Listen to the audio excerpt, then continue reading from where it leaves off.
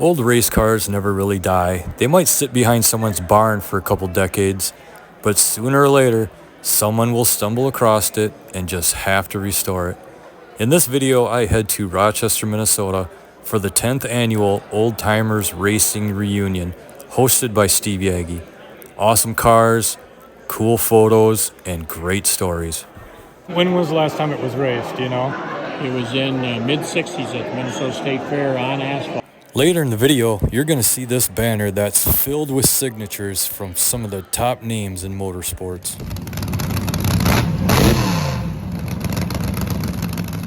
Welcome back, boys and girls. My name is Jason and I will be your tour guide for today's little adventure. Not only is this a great video, but you're going to want to stick around all the way to the end to see some bonus footage from one of my previous videos I think you're really going to enjoy. We're going to start off today's video with this beautiful Ford Torino behind me here. Dick Trickle won the second annual October 200 in La Crosse, Wisconsin on October 3rd, 1971. You can find out more information on the original 1969 Ford Torino raced by Trickle by checking out the link in the description.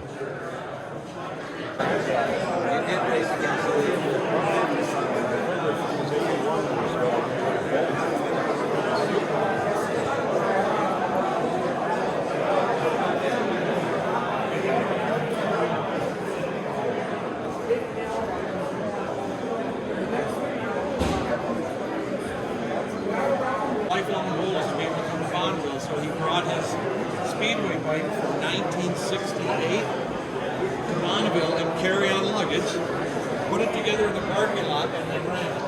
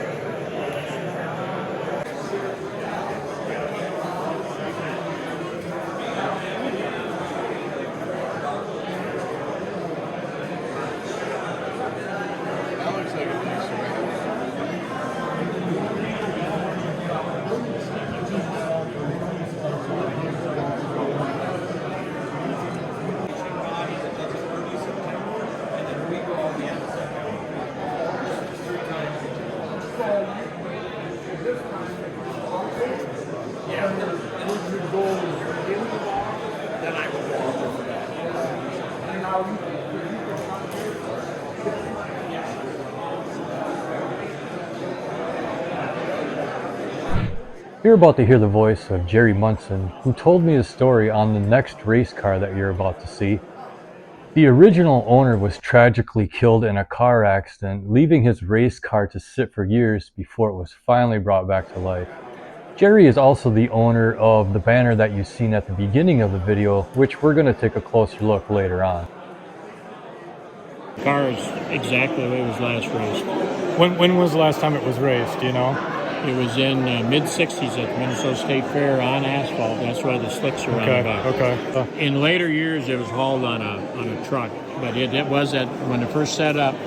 He had a tow bar built that he could lock right in his two trailer hitches, hook it on. He had two taillights he put in the back. You'll see the holes in the back up on the roof. Okay. Put the taillights in, or wiring harness up, and away he went. So how far did he have to go, do you know? Well, he lived in Albert Lee, so he'd race at Northwood, Austin, Faribault, Watana, so he was probably within a 50-mile radius. Pretty close, Yeah. but he had a flat toe that far, though. Yeah. Okay.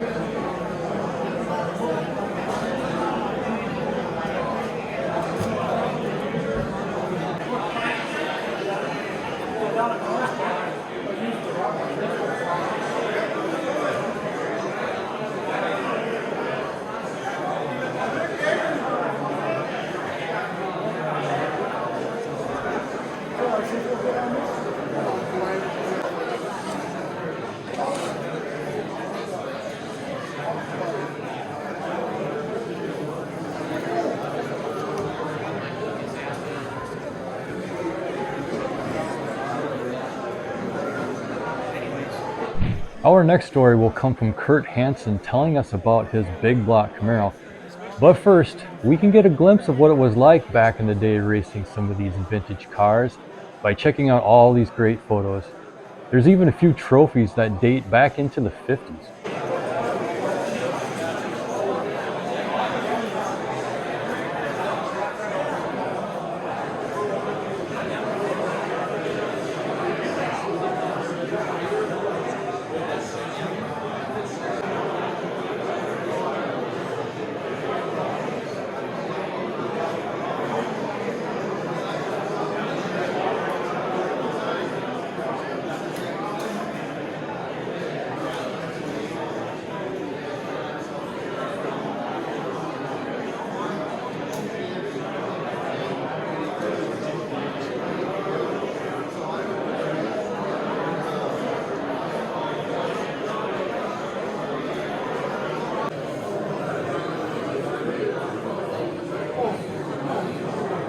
See it?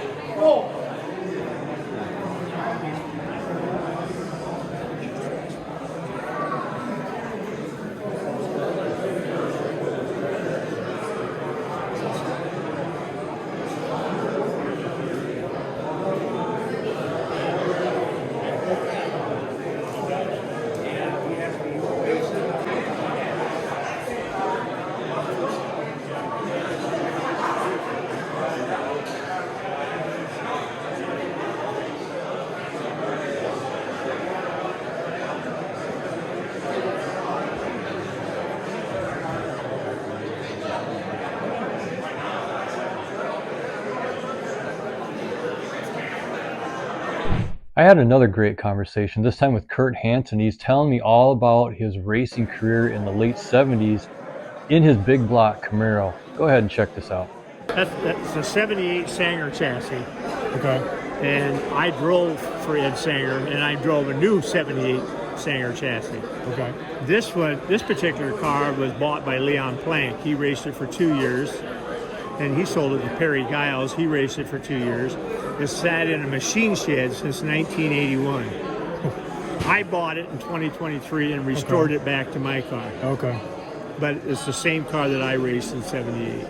Last race was 82. Yes. Okay. You went through quite a few changes through the years, huh? Well, it's still a big block, Okay. like what we used to race. Okay. Where was it raced in the area then? This was raced mostly in Eau Claire, Wisconsin, Okay. and then Perry Giles is from St. Paul, so he raced Cedar Lake in the Twin Cities area. Okay. I raced down in central Iowa.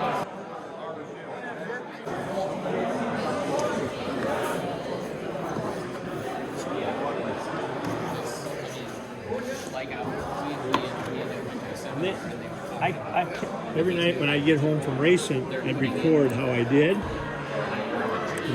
This was 77, and I put an X on every time I won a feature. Yeah, a lot of X's on there. Yeah, we won, I think, 33 that year. 33 in 1 year, huh? Yeah, I highlighted the ones, especially the ones from Minnesota, because I was coming to Yeah, right, yeah. just being dirty about it. Right. This was the hot streak. There's 13 races here, and I got 11 of them. Wow. That's when you know things are really working. Oh, yeah. Yeah, you got her dialed in for That's sure. really working. And So, one what? of them was the Falstaff 100, which was Okay. the most prestigious race in Iowa. I Okay. paid $3,000. Wow. So this is all the payout here, huh? This is what you got. This is my share. This is what the car won. Okay. Ed Sanger owned the car. Okay. Here's the most money I ever won. That was the 46.18. Knoxville Nationals for late models. 4,677, 1977. That was a lot of money back. That's what I'm You could buy saying, this yeah. car brand new for Yeah. $7,500. Right. The whole car. Yeah. So what were you saying this helmet is again? The Boone Nationals. Now it's for modifieds. Okay. Back in the 70s, it was late model, Grand Nationals they called it. And everybody, all the winners, signed it. There's some big names here. Joe Merrifield, Butch Householder, Ramos Stott, Don Hoffman, Ed Sanger. Coven Gay, Barton. That is really. That was another prestigious race. Yeah, everybody signed it then too. Yes. I got everybody's but Ramos, but he's passed now, so Okay. I ain't going to get it. Yeah. Him and Ed Sanger wasn't there. Ed just signed it today, so I'm only missing Ramos. That's cool. You got one more today. And what were you saying? I'm missing. What were you saying this was again? This is the Silver 1000 in Proctor. Okay. And they put a bag of $1,500 silver dollars in this. $1,500 silver dollars. So, you can't imagine how heavy that is. You can't hardly lift that. That's cool. That's the National Dirt Track Hall of Fame. That's the hard one to get, right? Yeah.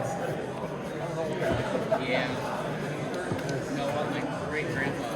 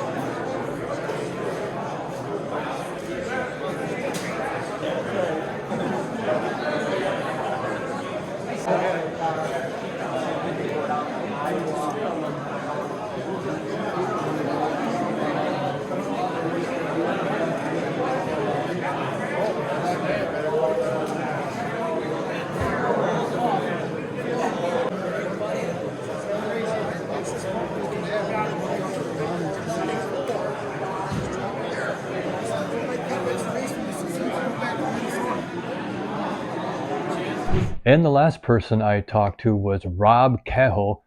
Hopefully I'm pronouncing that right, Rob. If you're listening and that was wrong, I apologize.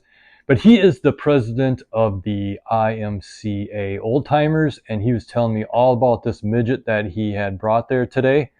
Also, I will leave a link for their website in the description also. So go ahead and check this out. So what they call Yeah, this? this is a three-quarter midget. Okay. There's quarter midgets, micros, three-quarter midgets, and then full midgets. Okay. This is with basically a Crosley engine in it.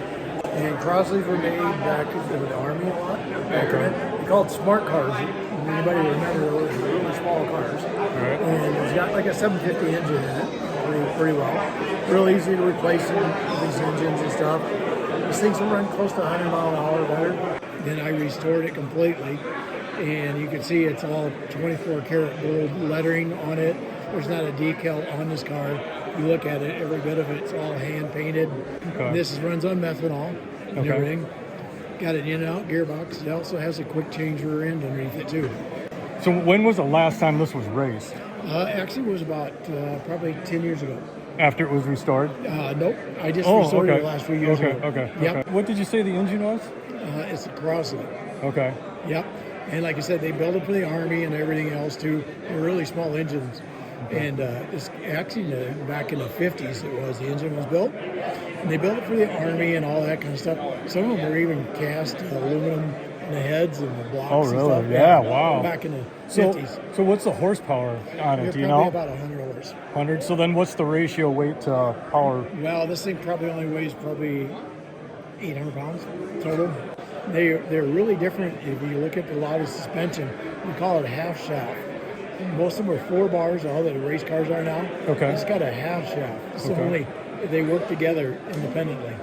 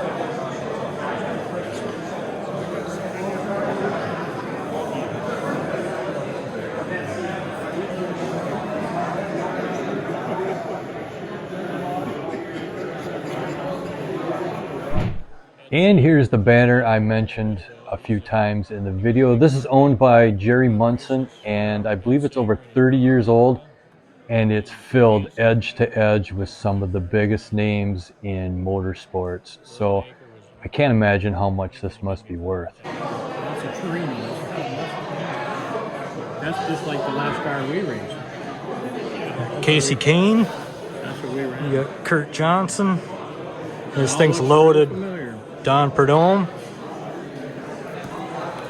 Kenny Bernstein. And it's just loaded. It's everywhere. John Force.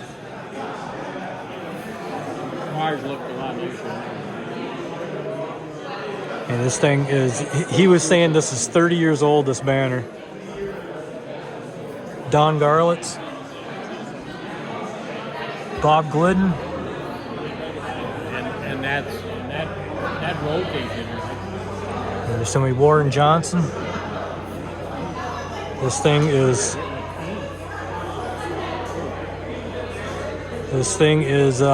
loaded. I'm trying to find it. There's so many on here. It's hard to read. I think so. What else we got here?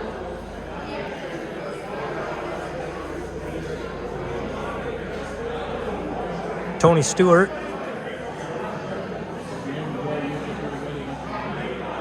Just loaded with names. I'm sure a lot of these are super famous. I don't even know. Here's Eddie Hill, NHRA.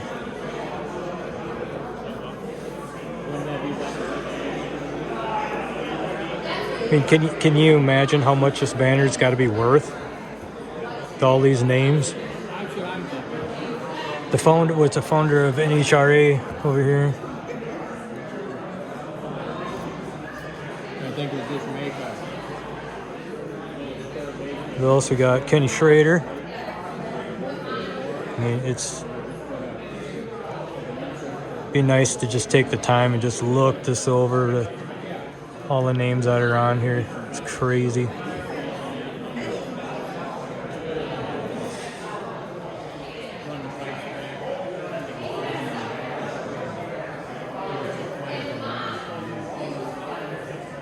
Next year, he had the picture with him. He said, that's a pretty cool picture. Yeah, he was a real nice guy. He was from Texas. There's so many guys. I can't remember who was all the time. Yeah, there's a lot. Stephanie Reeves, she's a bike racer. Right. Rodney Combs, he's late model. There's Johnny Rutherford. And Gary Bettenhausen. Marianne Reddy's on here too, someplace right in here. Him and Gary Bettenhausen are together. Here are a couple cars that were outside to round out this video.